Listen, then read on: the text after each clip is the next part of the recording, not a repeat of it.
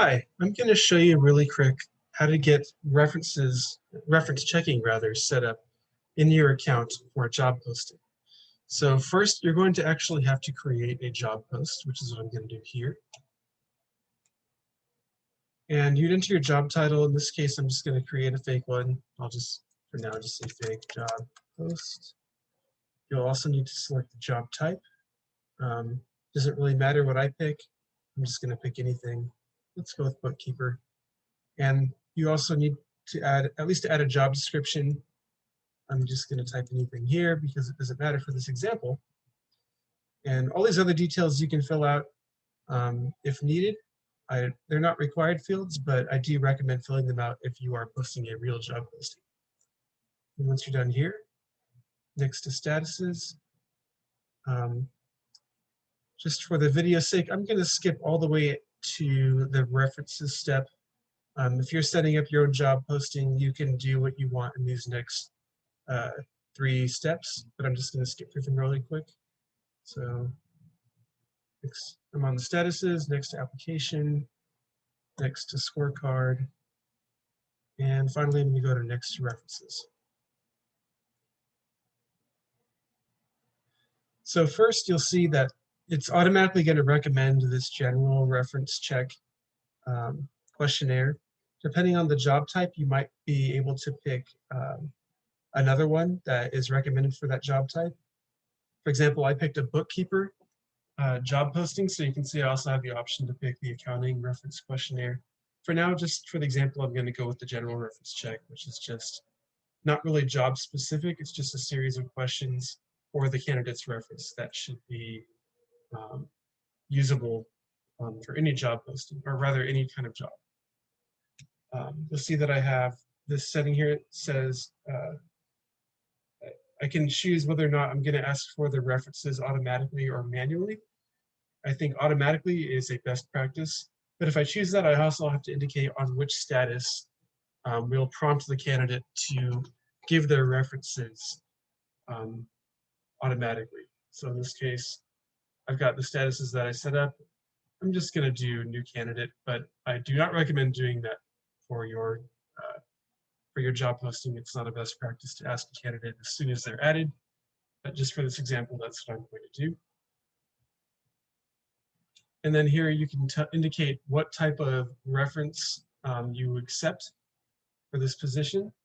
And really the best practice is to ask only direct supervisors, but depending on your circumstances, you might want some of these other ones as well. Our recommendation is always to ask for direct supervisors. You'll see that there's several questions here that are already preloaded with the general reference check.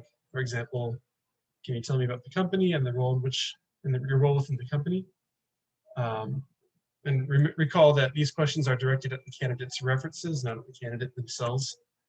So these questions are relevant to the references working relationship with the candidate. We need to begin working, and then this is like a date. So once the reference comes to this question, they'll see an option to pick a date. Most of these are long text. It's just a long text means the person can enter, like a paragraph. It looks kind of like this actually. A 1 to 10 rating. If you're going to ask them to rate them on a scale from 1 to 10, that's what this will do. And then there's a yes or no type of question, which is the reference only has the option to pick yes or no for the question. I also want to point out that we have this token button here, and what this allows me to do is insert kind of what you see here, the candidate first name. So this says, would you rehire candidate first name? But when the reference actually looks at this, let's say the candidate's first name is Chris, it would say, would you rehire Chris in this case? Yeah, once that's all set up, and once you've modified the questions as you like, if at all, then you click publish posting. You see here, this is the job post that I just created, the fake job post. And again, for example's sake, I'm going to show you what happens when you when a candidate is asked for their references. So first, I'm going to add a candidate. I'm going to add myself, Weston Beck. my email address, weston@thehighertalent.com, and import candidate. There I am. And if you recall, I set a status for asking references to be new candidate.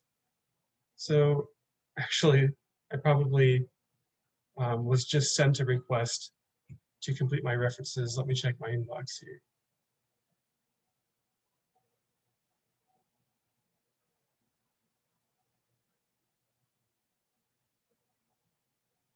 Just checking on my other screen. Looks like I haven't received it, so I'm just going to push this button here where I ask for them directly. See that it tells me that an email was sent to the candidate, in this case, myself. Let me pull my screen over here just so you can see what's going on. So I just received this email, references requested from the Higher Talent to myself. It has this, description like, hey, this person is requesting your professional references. To get started, click on the Add References button. There's a few special instructions for the candidate. I'm going to click on this button just so you can see what happens on their end. So here, I can provide the contact information for my references if I am the candidate. I'm going to go ahead and add myself again.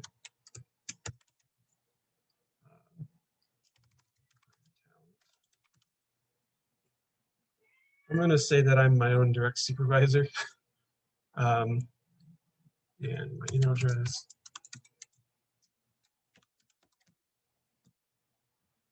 Right, phone number is required because you might send a text message to them. I'm going to put my work number here. I'm going to indicate that it's actually a work number. And I'm also going to say that I'm granting permission to this company to contact my reference. If this checkbox is not checked, it is impossible for the reference to be contacted by our system. So I'm just going to go with that, click Send Contacts. And then this is a confirmation, like, are you sure that it's okay for us to contact this person? Because if not, that's on you. So I'm going to click Send Contacts. And the candidate is given this thank you page, but they can also go back to add more references if they have more. There's this add more, one more reference button. They could add more here if they want. I'm not going to in this case. All right, that's done. So let me go here. I'm going to refresh this candidate profile. If I go to the reference check section now, you can see the reference that has been added. And I also should have received an email because now I'm indicating that I'm the reference. So let me show you what a reference would see. Put that here. So this is the email that would go to the candidates to reference themselves. It says, hi, Weston, we hope you're having an excellent day. Reaching out to you because you've been listed as a reference for Weston Beck. Hoping you could answer a few questions about Weston's performance. And to get started, you can just click here, which will take you to the questionnaire. I also want to point out that they have the option to opt out of providing their feedback. If they do this, I should also point out that the person will be receiving reminders frequently for every day that they do not provide a reference. But they can opt out of receiving those notifications by clicking here. I'm not going to click it here. The feedback. And you can see all the questions that were decided on for the reference questionnaire earlier. I'll display here. I can, as a reference, I can answer as many or as little as I want. I'm just going to play around here a little bit. Let's see.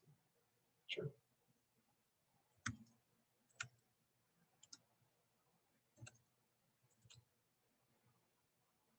And submit.